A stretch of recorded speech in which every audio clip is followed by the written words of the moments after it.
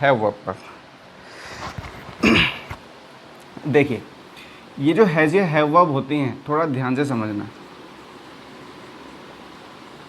ये दोनों तरीके से एक्ट करती हैं स्टेटमेंट में, हेल्पिंग वर्ब का भी और मेन वर्ब का भी। मेरा कहने का मतलब है हैज़ या हैव जो हमारी वर्ब होती हैं, ये हेल्पिंग वर्ब भी स्टेटमेंट में होती है और मेन वर्ब भी स्टेटमेंट में होती है। अच्छा, जब ये हेल्पिंग वर्ब होंगी तो याद रखना ये हमेशा कौन से टेंस में यूज़ की जाएंगी? प्रेजेंट परफेक्ट टेंस में। इस टेंस में यूज़ की जाती है हेल्पिंग वर्ब की यूज़। तो जब हम इसका स्ट्रक्चर बनाते हैं ना स्टेटमेंट में, तो हम इसे कैसे लिखते हैं वहाँ पे ध्यान रखना। बिल्कुल देखो, पहले तो हम सब्जेक्ट के नंबर के अकॉर्डिंग हैज़ या हैव मेंशन करते हैं और फिर उसी स्टेटमेंट में वर्ब की कौन सी फॉर्म लिख देते हैं हम? Third form. ठीक है ना। तो ये कहलाता है हमारा प्रेजेंट परफेक्ट का स्ट्रक्चर। जो हैज़ हम लिखते हैं वो सिंगुलर सब्जेक्ट के साथ लिखा जाता है। जो हैज़ हम लिखेंगे वो लिखा जाएगा सिंगुलर सब्जेक्ट के साथ, और जो हैव हम लिखते हैं ये लिखा जाता है प्लूरल नंबर के सब्जेक्ट के साथ।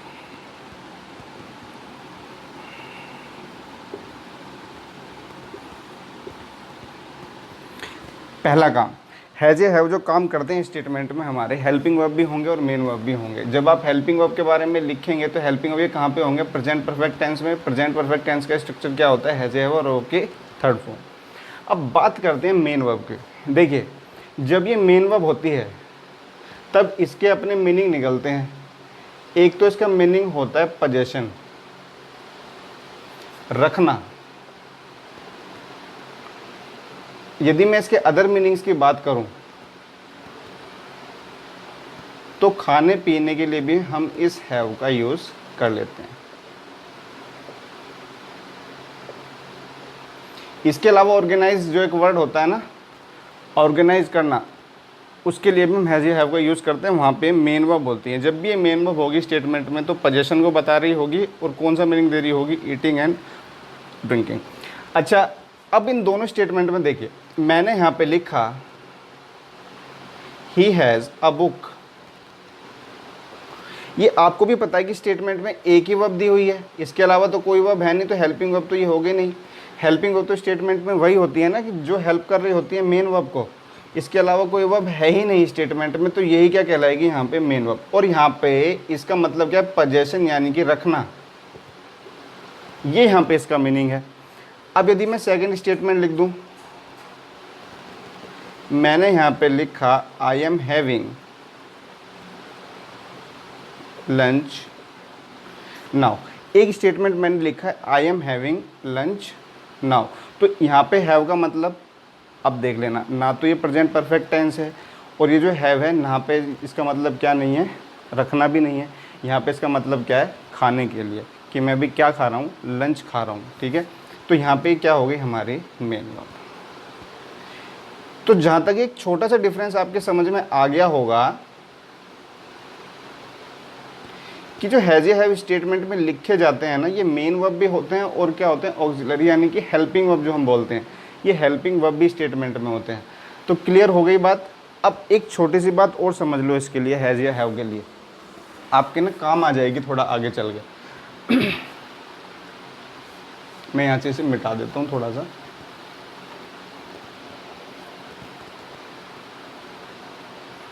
देखिए, जब भी हैज़ या हैव रखने की सेंस में स्टेटमेंट में लिखे जाते हैं, किस सेंस में? रखने की सेंस में, यानी कि जहाँ पे पोजेशन बता रहे होंगे, तो याद रखना उस कंडीशन में ये कहलाएगी हमारी नॉन एक्शन वर्ब। उस कंडीशन में क्या कहलाएगी? हमारी नॉन एक्शन वर्ब। अच्छा, नॉन एक्शन वर्ब कहने का मतलब क्या है? जब भी नॉन एक्शन वर्ब होगी रखने की सेंस में होगी तो याद रखना सर, कभी भी कॉन्टिन्यूअस टेंस मत बना देना।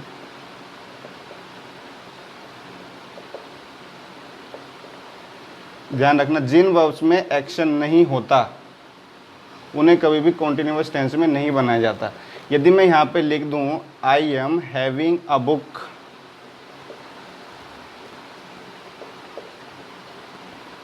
यदि मैंने इसे आईएनजी में लिखा है, देखो यदि मैं यहाँ पे लिख दूँ ना ही इज़ प्लेइंग, तो इस वर्ब को मैं कॉन्टिन्यूअस टेंस में इसलिए लिख पाया हूँ क्योंकि इस वर्ब में कोई ना कोई काम हो रहा है और इसमें कोई ना कोई एक्शन है। बात समझ में आ गई। तो जिन वर्ब्स में एक्शन नहीं होता उन वर्ब्स को हम कभी भी किस में नहीं लिखते, कॉन्टिन्यूअस टेंस में। अच्छा, कॉन्टिन्यूअस में नहीं लिखेंगे तो फिर कौन सी स्टेट में लिखेंगे? जोन से टेंस भी कंटिन्यूअस दे रखा हो उसी का क्या बना देना, इंडेफिनिट बना देना। तो आप इसे ऐसे नहीं लिख पाओगे और आपको इंडेफिनिट टेंस बनाने के लिए क्या लिखना पड़ेगा, I have a book. I hope कि आपको ये बात समझ में आई होगी कि हैज़ या हैव जो है स्टेटमेंट में हेल्पिंग वर्ब भी होते हैं और मेन वर्ब भी होते हैं। जब हेल्पिंग वर्ब होंगे तो याद रखना हमेशा प्रेजेंट परफेक्ट टेंस में यूज़ किया जाएगा, यानी कि इनके साथ में हैज़ और हैव या प्लस में वर्ब की थर्ड फॉर्म दी जाएगी। ये स्ट्रक्चर यहाँ पे काम करता है हमारे लिए। लेकिन जब मेन वर्ब होगी तो मेन वर्ब में इसका मतलब या तो पोजेशन होगा या फिर क्या होगा, ईटिंग या ड्रिंकिंग के लिए लिखा जाएगा।